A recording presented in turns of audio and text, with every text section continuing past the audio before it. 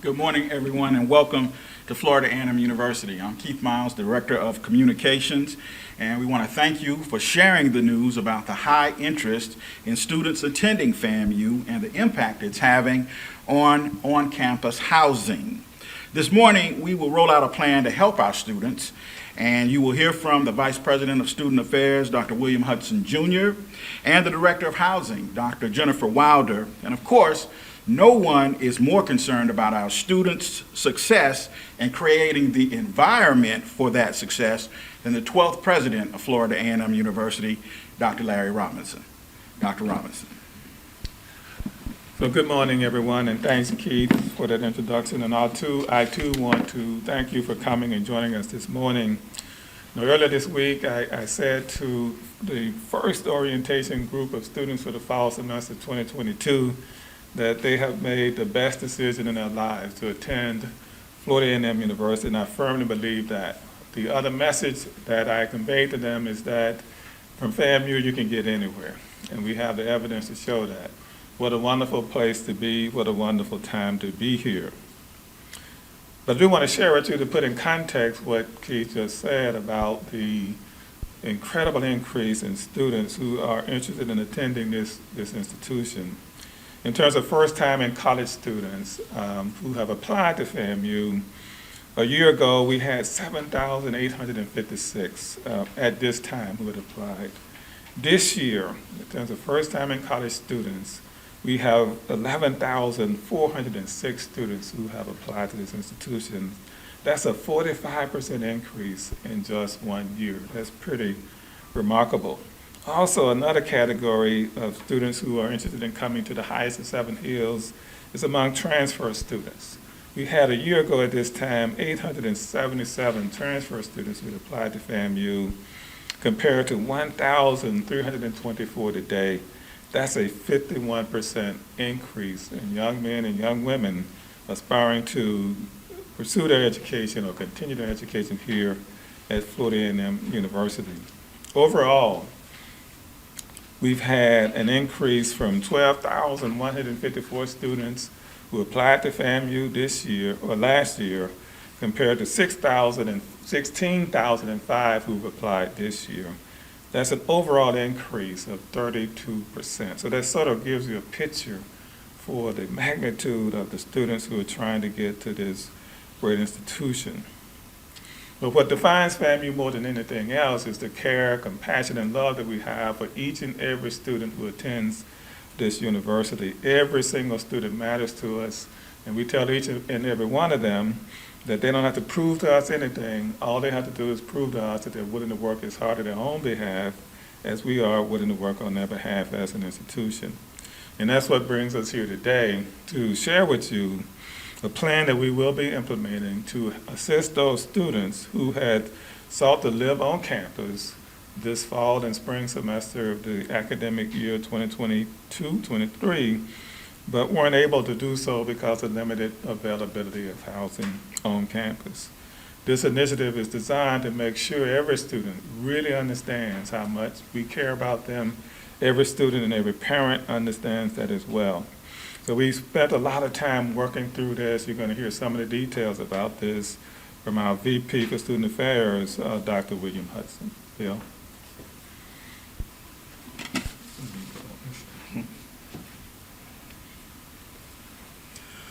Good morning, everyone, and thank you for being here.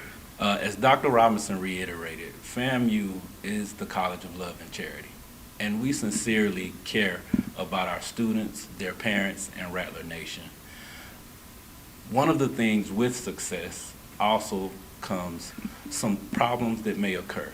The good thing is that FAMU is very popular. Students want to attend and parents want them to attend. The bad thing is that we have a need for more residence halls and space for our students, particularly during this COVID time.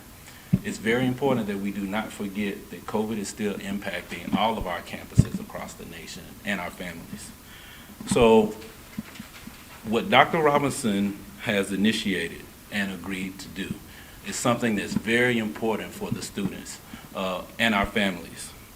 So the plan is designed to assist our FTIC students that are on the wait list to secure and did not secure some of the 2,450 campus beds. The students will be eligible to receive $4,000, $2,000 a semester for the school year for off-campus rental assistance and on-campus Gold 400 meal plan, which is valued at $5,716 for the 2022-2023 school year. The first 200 AA transfer students and transfers with fewer than 60 hours who are currently on the wait list are also eligible for this package. Now, one of the added options that we have for our upperclassmen who have reserved space on campus is that the first 400 upperclassmen assigned to on-campus housing who indicate by 5 p.m. on July 22nd their desire to move off campus will receive the same package for the 2022-2023 school year as well. The university really hopes and sincerely hopes that enough upperclassmen will accept this offer and thus create vacancies for the first-time in college students who can move on campus. Interested students should immediately contact the Office of University Housing by email at famuhousing@famu.edu. This relief will serve as a $1,079 average monthly room and board subsidy to ease the financial burden and additional cost of off-campus housing for the 9-month 2022-2023 school year. So as you can see, we are really putting forth a sincere effort to accommodate our students and to help them throughout this process. For the future, we are working on our master plan, which includes our strategic plan to make sure that we accommodate our students who are wanting to attend Florida A&M University. Because each year we anticipate that there will be slight increases in enrollment due to increasing retention and progression rates. So I want to turn it over to Dr. Wilder to share a little more information, how to contact the office to make sure that we get this process done. We're trying to expedite it as soon as possible because we know that the fall semester will begin soon and parents and students are making plans. Dr. Wilder. Good morning. Thank you, Dr. Hudson. Yes, we will be monitoring our email very carefully as we look forward to receiving the inquiries from people who want to take advantage of this opportunity.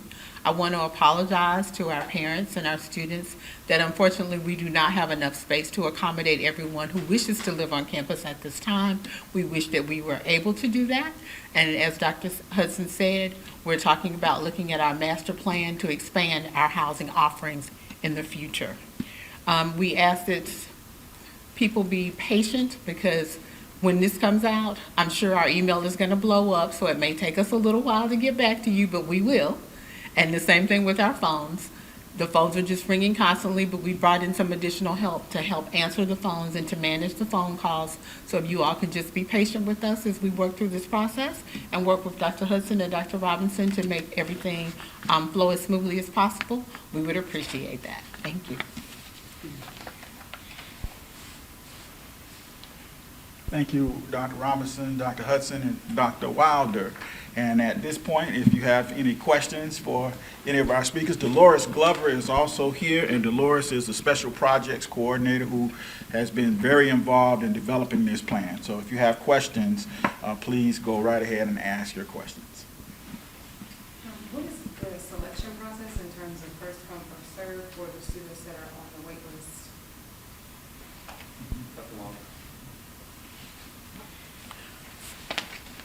We are reprioritizing how we are doing assignments, and housing will be managing that process.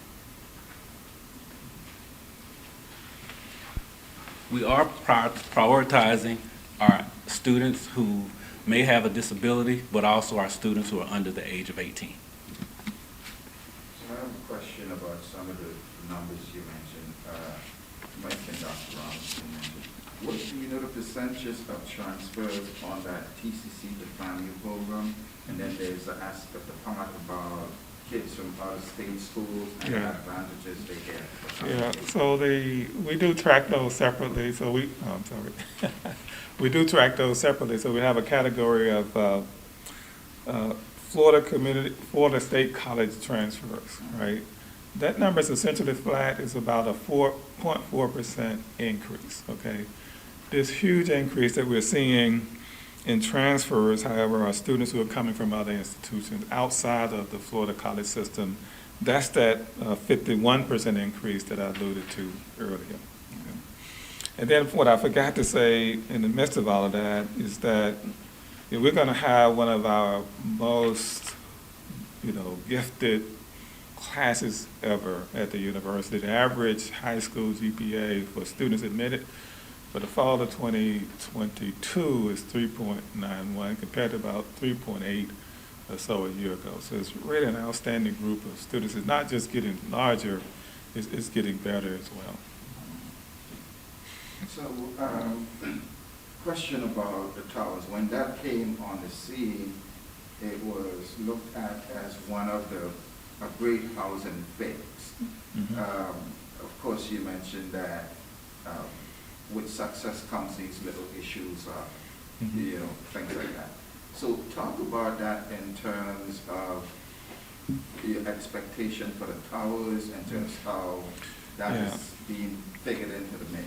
Yeah, so we have a housing plan that we developed over the years, and where Dr. Hudson and Dr. Wilder would like to be in terms of the number of spaces available is really above 4,000, right? We are not quite there. And when we built the towers, we still knew that we weren't there. And the towers, generated a net, I think, 300 or 400 beds, right? It wasn't total 700 new beds. And then what happened along the way, as Dr. Hudson alluded to, is the fact that Gibbs Hall had some structural issues, and we lost 300 or so beds in that process, okay? And so that's where we are now. And so we're aggressively looking at some short-term options for housing. And of course, we have a longer-term plan as well. But so, and in that plan, we envision at least 2 more towers level type facilities with 700 beds each. We got to get to around 4,000 beds to satisfy, the concerns that Dr. Wilder has regarding the number of students who could be on campus at the university, because we know for sure for those first-time in college students in particular, they get off to a much better start and get more engaged, and their overall academic performance improves as a result of being on campus that first year. When you started off, you were talking about the number steadily increasing Mhm. with what you're seeing. So is it safe to say that there's going to be money in the budget next year, since it seems that you're on an upward trend of having more students, so that we don't have the same situation next year? Yeah, so we're going to do a few things differently, right? The first thing we're going to have to do is communicate better regarding the expectation that everybody will stay on campus. We are really shocked at the number of upperclassmen who want to be on campus, right? But if you go to the towers and look at it, or even Porkenhorn Village and look at the quality of those facilities and the cost, right? You can kind of see that. So we got to manage better, expectations. And so we have to get, however, the FTIC students, the freshman students, to the front of the line, right? And we have to get our parents and prospective students to get in there early, right? So we can, shut it down and give them the confidence of knowing that when they do put a deposit down, there'll be a room, or we can give them more time to understand that there isn't, and they can pursue other options. But there's going to be a few other things we do better. We will not be able to, create 2,000 beds between now and next year, but there's some other things that we can do to make this less difficult for the students and their parents. So can you talk about if the university is involved with actually reaching out to renters to try to help the situation? So we have a list of, and we can't show any bias there when it comes to those off-campus venues. So we have a mechanism and a website where we can direct students to a list of off-campus facilities that they feel fairly comfortable about, but at the same time being careful to advocate for one versus the other. It's a sensitive issue, but yes, we have explored that as well. I think you had a question. Yes, so I was just wondering, of the 500 or so students who are on the wait list, how many of those have paid a deposit for housing? Or I is believe- that not due yet? You know, go ahead.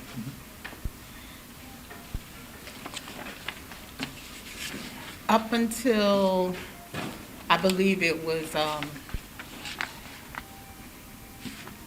the late part of June, everybody on the wait list had paid a deposit.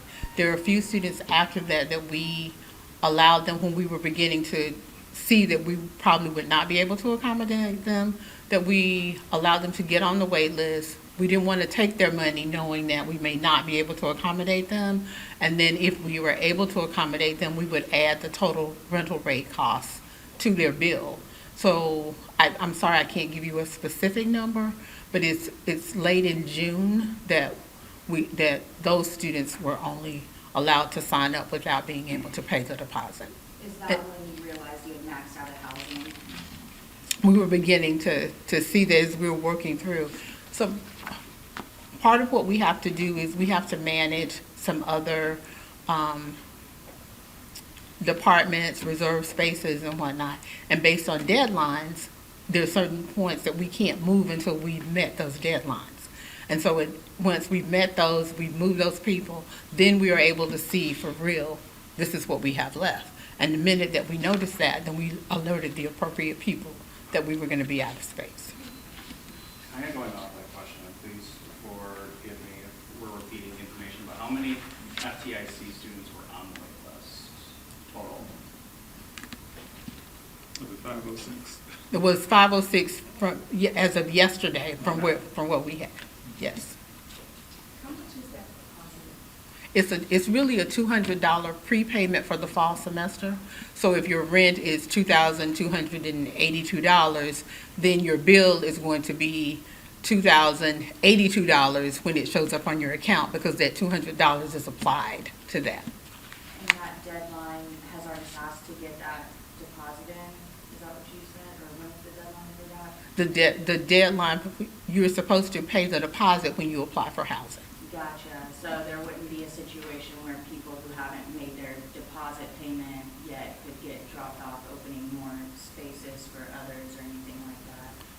We wouldn't drop anybody off the list. There are scholarship students who don't have to pay deposits. So there are a lot of pieces to this complex puzzle.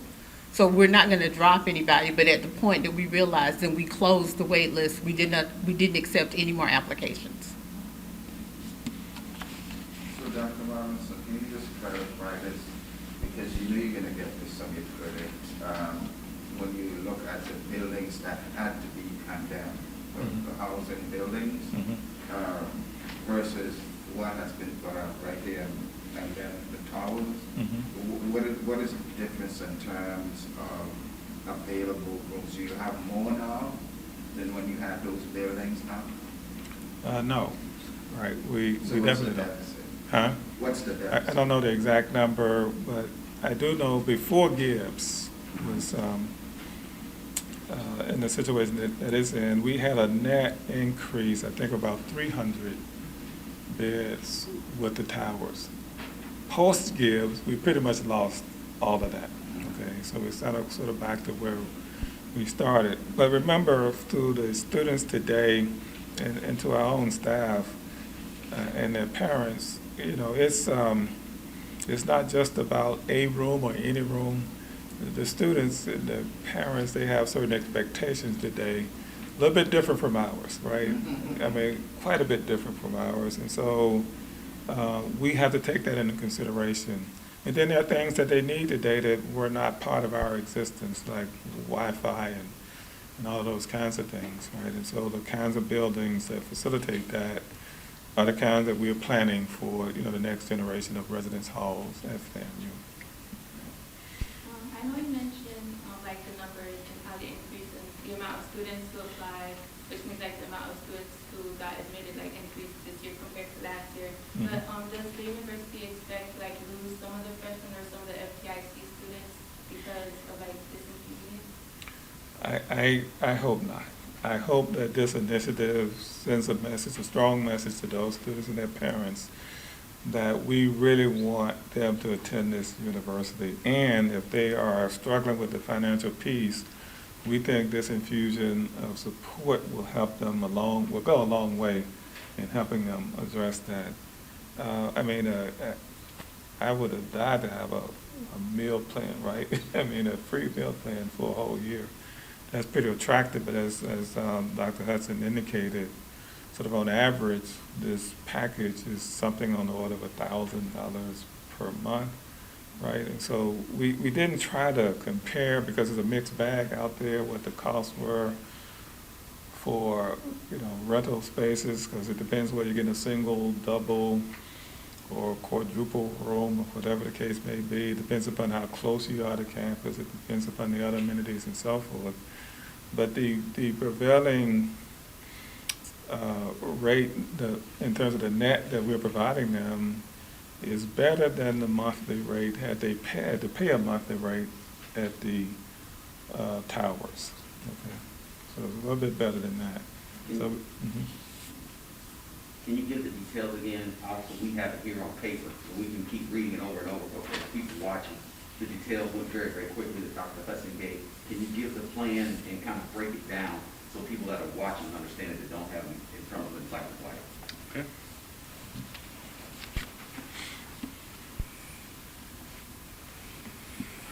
So once again, the plan is designed to assist FTI students that are currently on the wait list that did not secure some of the 2,450 on-campus beds.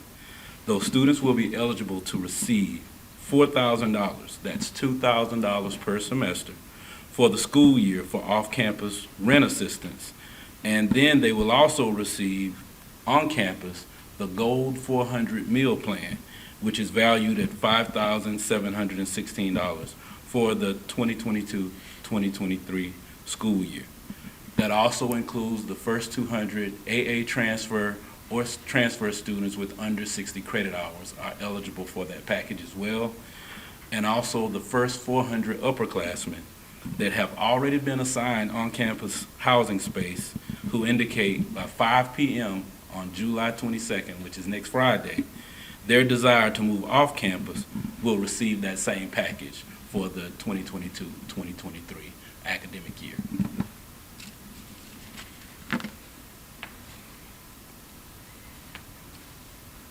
Any more questions for our panelists here this morning?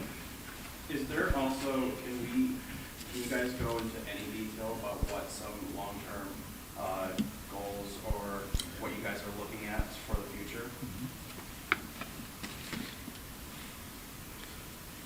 So for our housing, our long-term goals is in conjunction with the master plan.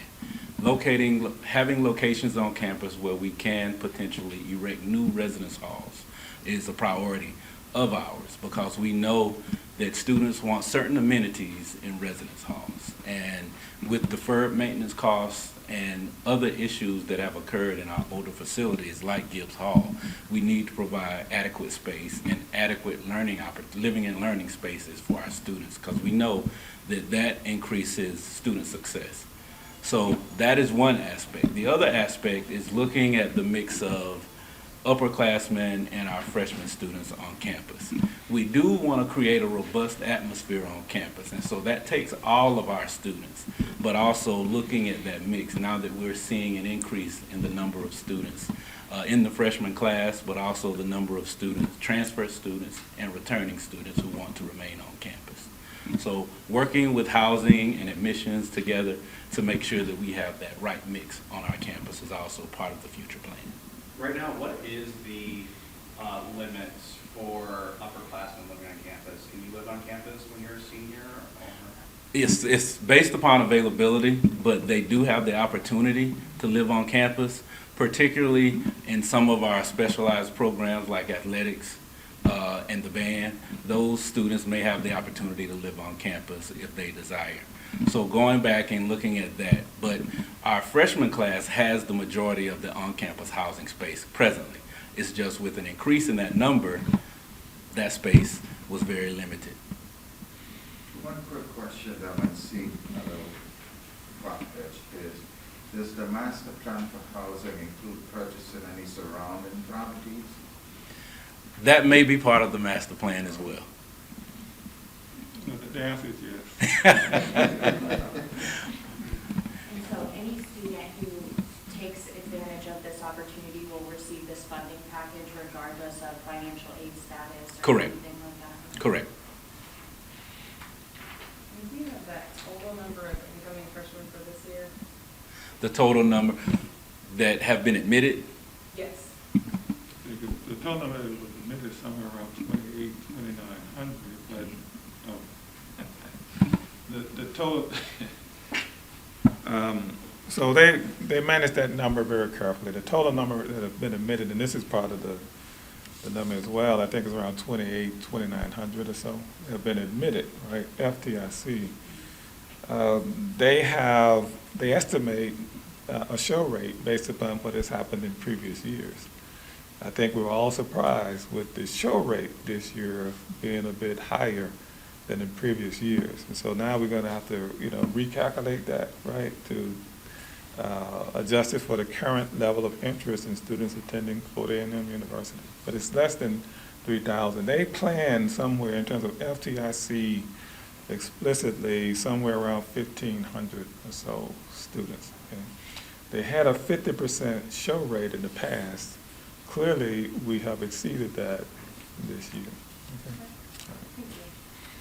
And then as far as the list of off-campus housing that you're all offering people, are you planning to add anything to that list as far as recommendations, like cheaper or more affordable options? We have partnered with apartments.com, so they solicit the apartment complexes that are in that list. Like I said, we don't make any recommendations, and it's real time, so it updates every day. So you might contact them today, and it'll say there are 5 places here, 2 places here. Tomorrow, it might be a whole different story.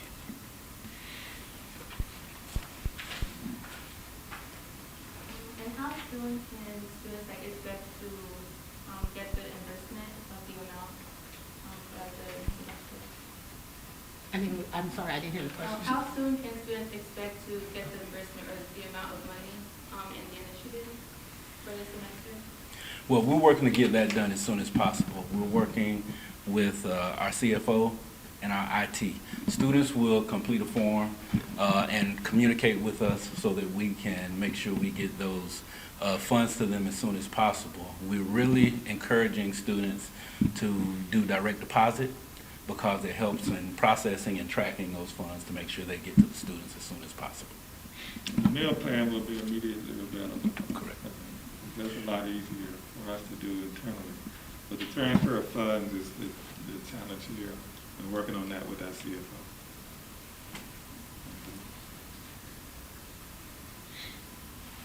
Any other questions for our panelists? If not, thank you for coming and helping us share this news. If you'd like one-on-one interviews, they will be available for those as we close. So thank you again. We're